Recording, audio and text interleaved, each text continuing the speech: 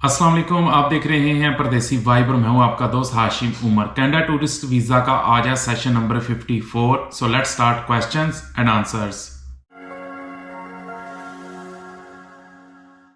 पहला क्वेश्चन है अफनान वट्टू का। अस्सलाम वालेकुम। वालेकुम अस्सलाम ब्रदर, ट्रक ड्राइविंग लाइसेंस के लिए 2 इयर्स पुराना लाइसेंस मस्ट है या फिर 6 months old Pakistani driving licence हो तो ट्रक एजी लाइसेंस के लिए एलिजिबल हो सकते हैं।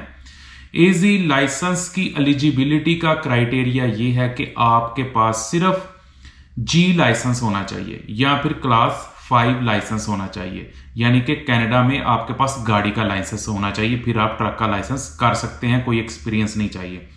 लेकिन ये जो आप बात कर रहे हैं ना कि 2 साल पुराना पाकिस्तान का या 6 महीने पुराना पाकिस्तान का लाइसेंस होना चाहिए, ये एक्चुअली है अगर आपने क्लास जी का लाइसेंस लेना है तो उसके लिए आपके पास अगर पाकिस्तान से 2 साल पुराना लाइसेंस होगा तो फिर आप 15 से 20 दिन के अंदर अंदर गाड़ी का लाइसेंस ले सकते हैं।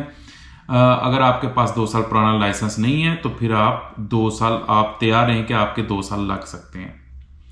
फहद का क्वेश्चन है, हाशिम भाई, after getting a truck licence on a tourist visa what are the chances of getting work permit or LMIA if somebody don't have any previous experience in trucking, please advise, thanks.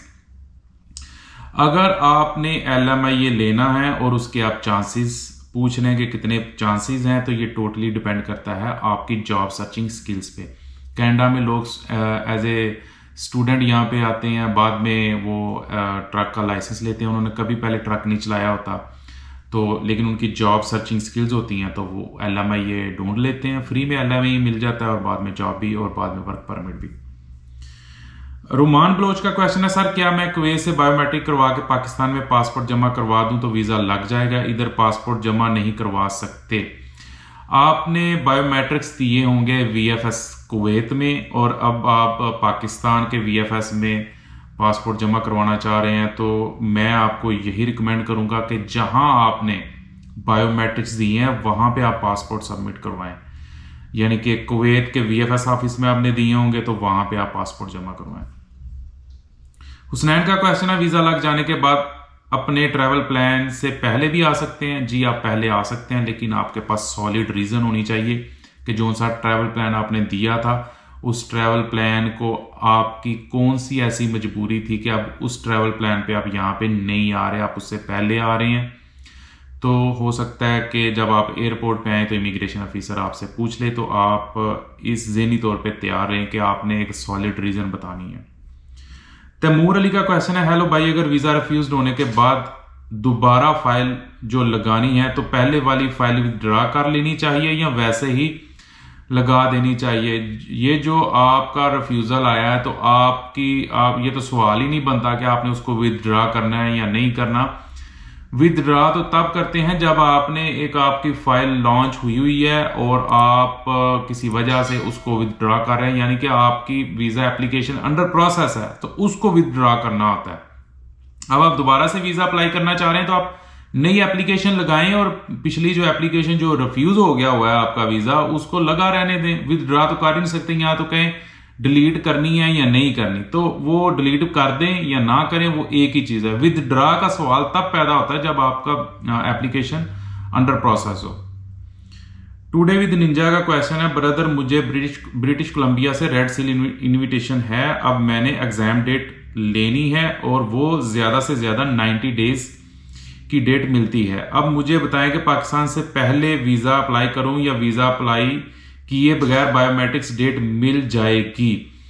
ये एक ना sequence समझे, पहले आप red seal programme के लिए apply करते हैं, वहां से इनविटेशन लेटर आता है, फिर इनविटेशन लेटर आने के बाद आप एग्जाम की डेट स्केड्यूल करते हैं, यानी कि एग्जाम की डेट लेते हैं।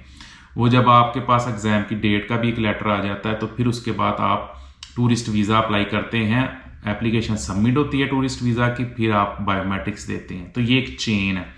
आप सवाल कर रहे हैं कि बायोमेट्रिक्स की डेट पहले लेना चाह रहे हैं वीजा, भाई वीजा अप्लाई करेंगे तो उसके बाद बायोमेट्रिक्स की डेट मिलेगी। ऐसे नहीं है कि बायोमेट्रिक्स पहले, आप तो आखिरी स्टेप पहले करना चाह रहे हैं, वो तो होगा ही नहीं ना। पहले आप फाइल सबमिट करेंगे उसके बाद आपको बायोमेट्रिक्स की डेट मिलेगी। मनीत का क्वेश्चन है, मैं पाकिस्तान से अप्लाई कर रहा हूं, मैं फ्रीलांसर हूँ, क्लोजिंग बैलेंस 10,000 यूरोज हैं, मुझे मल्टीपल क्लाइंट से पैसे मिलते हैं। अगर मैं अपना एम्प्लॉयमेंट लेटर एक क्लाइंट से लेके शो करता हूँ, वीज़ा ऑफिसर सिर्फ एक पे आउट को कंसीडर करेगा या सब को? 10,000 यूरोज आपके पास इस वक्त आपके अकाउंट में पड़े हैं, तो वो एक क्लाइंट की वजह से तो नहीं पड़े, वो तो मल्टीपल क्लाइंट से आपको पैसे आए होंगे। तो फिर आपने सिर्फ जो एम्प्लॉयमेंट लेटर है एक क्लाइंट का शो नहीं करना। एक क्लाइंट से तो 10,000 यूरोज नहीं बने। तो ये है कि जिस क्लाइंट से आप जिसके साथ आप काम कर रहे हैं उसका लेटर आप साथ अटैच करें, एक क्लाइंट से बात नहीं बनेगी। अब्दुल्ला हयात का क्वेश्चन है, एज लिमिट कितनी है? ये रेड सील प्रोग्राम के बारे में क्वेश्चन कर रहे हैं, तो इसकी एज लिमिट कोई भी नहीं है, उन्होंने मेंशन ही नहीं की। खान अल्फिया का क्वेश्चन है, can you please specify that if you buy flight ticket at $10 from site which is valid with PNR for 2 weeks, is it okay to attach it because I am scared to buy the flight ticket, what if visa got rejected? ये description में मैं link दे देता हूँ, वहाँ से आप जाके अपनी फ़्लाइट की जो टिकट है उसको रिज़र्व करें और वो 2 weeks की बजाय आपको 3 weeks की वहाँ पे मिल जाएगी। तो इसी की बेस पे बहुत सारे लोगों के वीज़ाज लगे हैं, तो इस घबराने की बात नहीं है।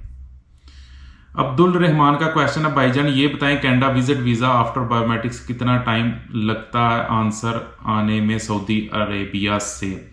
फिलहाल जो वीज़ा प्रोसेसिंग टाइम है सऊदी अरब से वो 135 डेज, ये आप स्क्रीन पे देख भी सकते हैं। कुछ लोगों के 2 महीने में भी आ रहा है, कुछ 2.5 महीने में भी आ रहा है, जल्दी भी आ सकता है, 1 महीने में भी लोगों के वीज़े लगे हैं, तो ये डिपेंड करता है। सुंदस का क्वेश्चन है, हाशिम भाई अगर हम स्पेन में स्टडी वीज़ा पे हों तो वहां से भी सेमेस्टर ब्रेक में कनाडा या ऑस्ट्रेलिया का विजिट अप्लाई कर सकते हैं? अगर कर सकते हैं तो यही प्रोसेस होगा जैसे आपने किया जर्मनी से, और आपसे करवाएं तो क्या आप आपसे कंसल्ट करेंगे?